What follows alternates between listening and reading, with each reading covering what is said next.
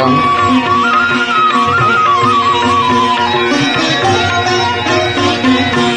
శ్రీ హనుమాను గురుదేవులు నాయద పలికిన సీతారామ కథ, నే పలికిద సీతారామ కథ.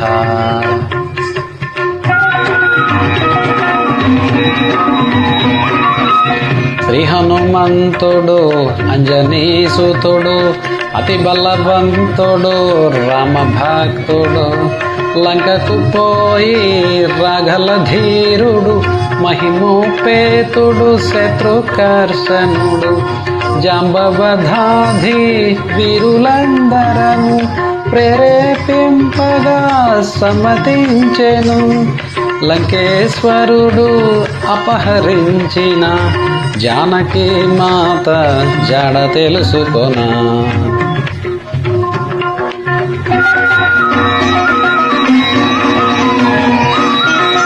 తన తండ్రి అయిన వాయుదేవునకు సూర్యచంద్ర బ్రహ్మాది దేవులకు వానరేంద్రుడు మహేంద్రగిరిపై వందనములీడే పూర్వాభిముఖుడై రామరామమున పరవశుడయ్యే రోమరోమమున పులకితుడయ్యే, కాయము పెంచి గుప్పించి ఎగసి దక్షిణ దిశగా లంక చేరగా.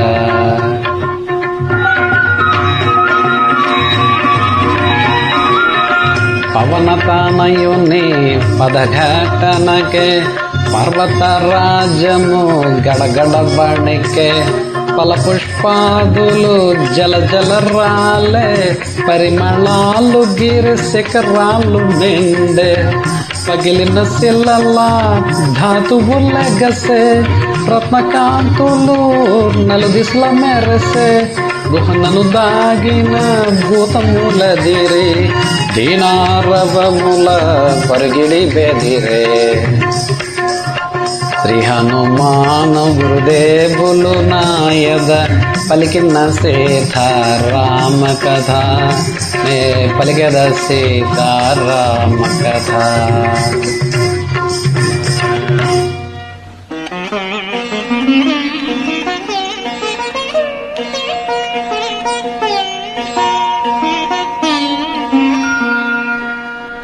రఘుకులోత్తముని రామచంద్రుని పురుషోత్తముని పవన చరితుని నమ్మిన భంటుని అనిలాత్మజుని శ్రీ హనుమంతుని స్వాగతమిమ్మని నీకడ కొంత విశ్రాంతి తీసుకొని పూజలందుకొని పోవచునని, సగర ప్రవర్ధితుడు సాగరుడెంతో ముదుమున్న పల్లికే మైనాకునితో.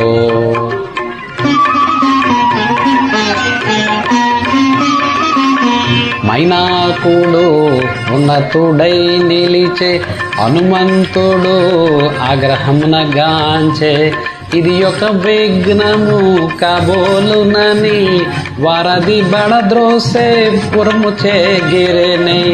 పర్వత శ్రేష్ఠుడా పోటున కుంగే, పవన తనయుని బలముగని పొంగే, తిరిగి నిలిచే హనుమంతుని పిలిచే, తన శిఖరముపై నరుని రూపమై. శ్రీ హనుమాను గురుదేవులు నాయద పలికిన సీతారామ కథ, నే పలికెద సీతారామ కథ.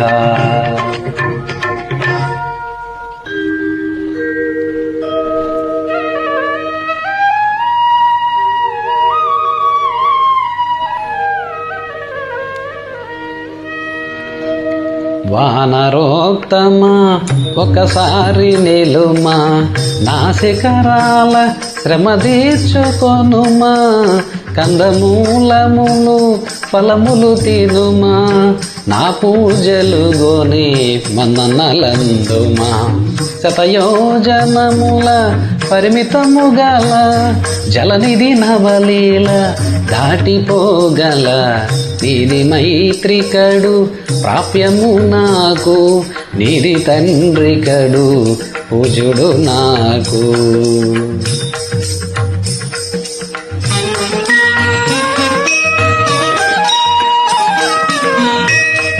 పర్వతోత్తముని కరమునని మేరే పవనతనయుడు పలికెను ప్రీతిని ఓ గిరీంద్రమా సంతసించి తిని నీ సత్కారము ప్రీతి నందితిని రామకార్యమై ఏగుచుంటిని సాధించు వరకు ఆగనంటిని నే పోవలే క్షణమెంతో విలువలే నీ దీవెనలే నాకు బలములే శ్రీ హనుమాను గురుదేవులు నాయద పలికిన సీతారామ కథ నే పలికేద సీతారామ కథ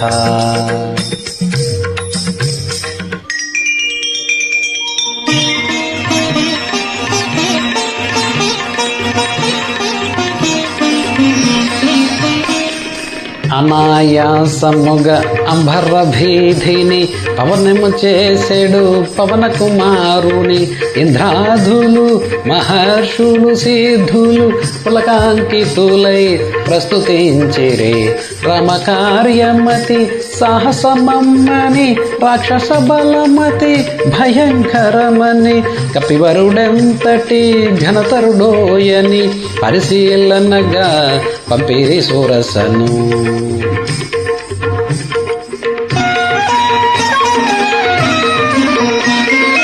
ఎప్పుడో నన్ను నేను మృంగమని వరమొసగి మరి బ్రహ్మ పంపెనని అతిగా సురస నోటిని తెరచే హనుమంతుడలిగి కాయము బెంచే ఒకరినొకరు మించి కాయము బెంచిరి శతయోజనములు విస్తరించిరి పైనుండి సురలు తహతహలాడిరి ఇరువురిలో ఎవరిదో గెలుపనిరి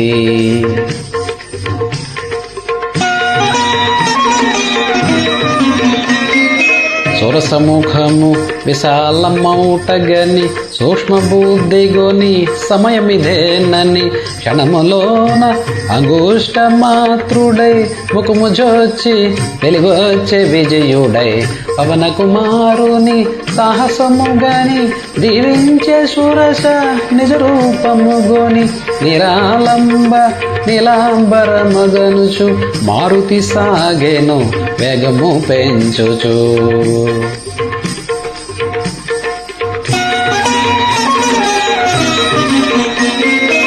జలనిధి తేలే మారుతి ఛాయను రాక్షస సింహిక అట్టే గ్రహించెను గుహన బోలు తన నోటిని తెరచెను కపివరుని గ్రుంజి మింగచూచెను అంతట మారుతి సూక్ష్మరూపమున సింహిక ముఖమును చొచి చీల్చెను సింహిక ఉదయము చీలికెల్లాయెను సాగరమున బడి అసువులు బాసెను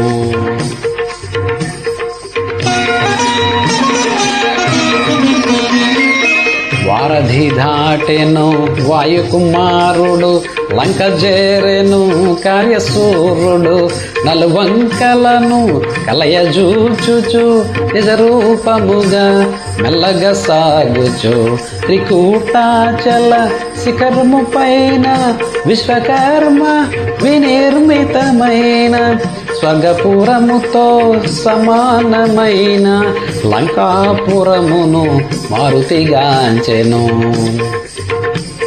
శ్రీ హనుమాను గురుదేవులు నాయద పలికిన సీతారామ కథ నే పలికిద సీతారామ కథ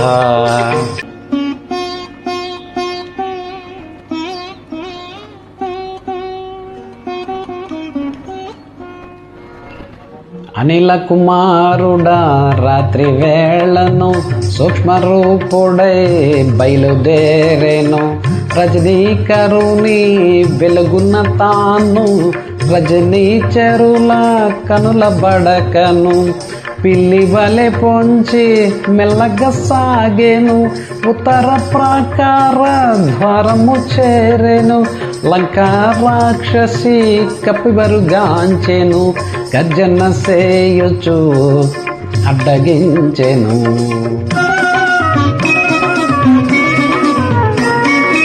కొండ కోనల తిరుగాడుకోతివి, ఈ పురికి ఏ పనికై వచ్చితివి?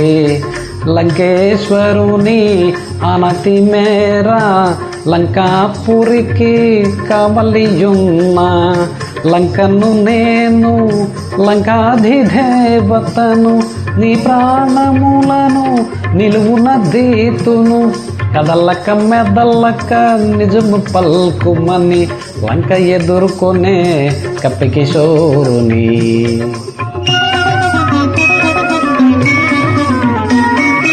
అతి సుందరమీ లంకాపురమని ముచ్చట పడినే చూడవచ్చితే, ఈ మాత్రమునకు కోపమెందుకులే? పురముగాంచినే మరలిపోదులే అని నెమ్మదిగా పలుకగా విని, అనిలాత్మజుని చులకనగా గొని లంకా రాక్షసి కపికిశోరుని గర్జించి కసిరి గర్జించి చెరచెను.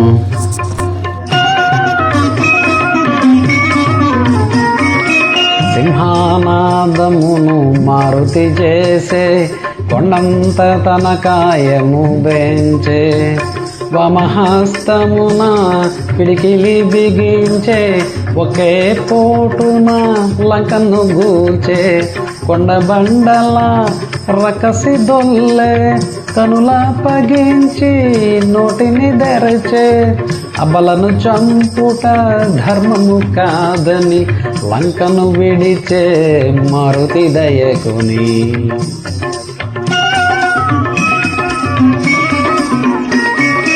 ఓ బల భీమ వానరోత్తమ్మ, నేటికి నీచే ఓటమెరిగితి. ఈ నా ఓటమి లంకకు చేటని పూర్వమే బ్రహ్మ వరమొసగేనని.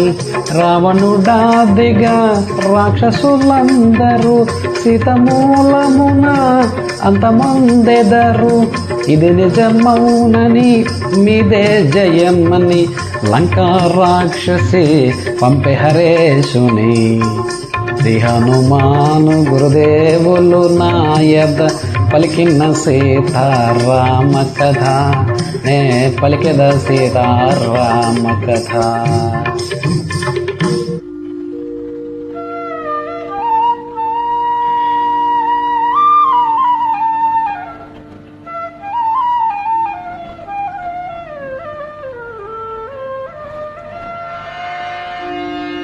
కోటగోడ అవలీలగ ప్రాకెను, కపికిశోరుడు లోనికి దుమికెను.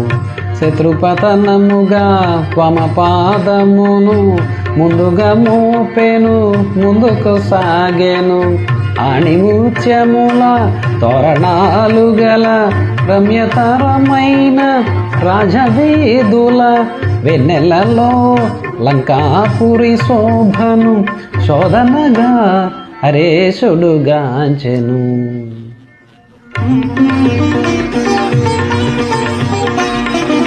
సువర్ణమయ సౌదారాజముల దగదగ మెరిసే ఉన్నత గృహముల కళకళలాడే నవ్వుల జల్లులు మంగళకరము నృత్య గీతముల అప్సరసలు మరిపించు మదవతుల త్రిస్తాతలుకు గానమాధురుల వెన్నెలలో లంకాపురి శోభను శోధనగా హరేశుడుగాంచెను.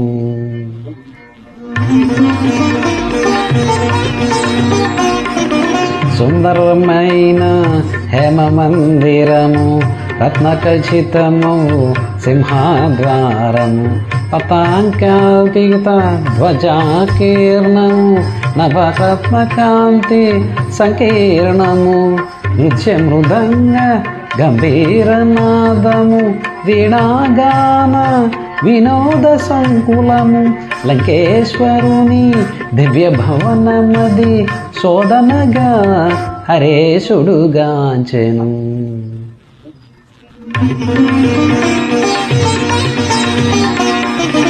అత్తరు పన్నీట జలకములు కాలాగరు సుగంధ రూపములు స్వర్ణఛత్రములు వింజామరులు కస్తూరి పునుకు జవాది గంధములు నిత్య పూజలు శివార్చనలు మాస పర్వముల హోమములు లంకేశ్వరుని దివ్య భవనమది శోధనగా హరేశుడుగాంచెను. శ్రీ హనుమాను గురుదేవులు నాయద పలికిన సీతారామ కథ నే పలికెద సీతారామ కథ.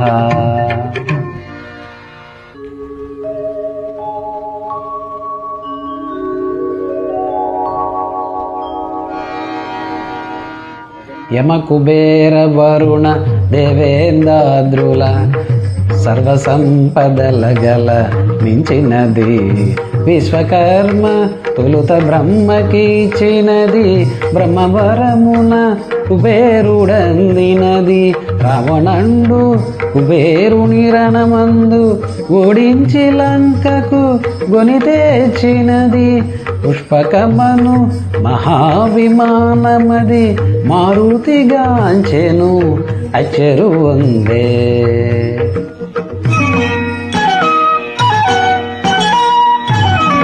నేలను తాకక నిలిచియుండునది రావణ భవన మధ్యమందున్నది వాయుపథమున ప్రతిష్ఠితమైనది మనమున దలచిన ప్రీతి భోగలది దివి నుండి భువికి దిగి వచ్చిన స్వర్గమది సూర్యచంద్రులను ధిక్కరించున్నది పుష్పకమను మహావిమానమది మారుతిగాంచెను అచ్చెరు వందే.